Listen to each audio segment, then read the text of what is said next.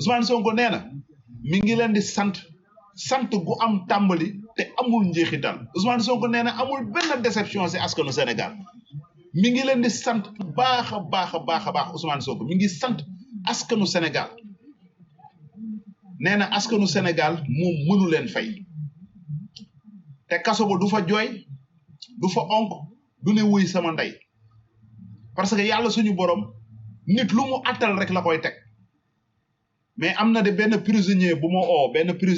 oo prison Sébikotane mu ne ma mooy koo xam ne dafay yàgg tëdd kaso juiwam yëpp daf ko tëdd kaso loolu la ñuy wax ancien compte moom prison Sébikotane la ma woowee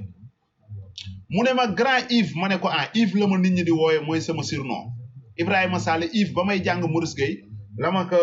waa école bi doon woowee ba Yves bi dem ba law Yves la ñëpp xam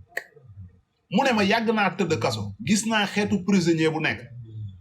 mu ne ma mais prisonnier bu mel ni Ousmane Sonko prisonnier bu sete ni Ousmane Sonko prisonnier bu selle ni Ousmane Sonko prisonnier bu ànde leer comme moom moo ma koy wax de Ousmane Sonko waxu ko de prisonnier bi ne prison Sébikotane nekk ancien compte ku yàgg tëdd kaso moom moo ma wax loolu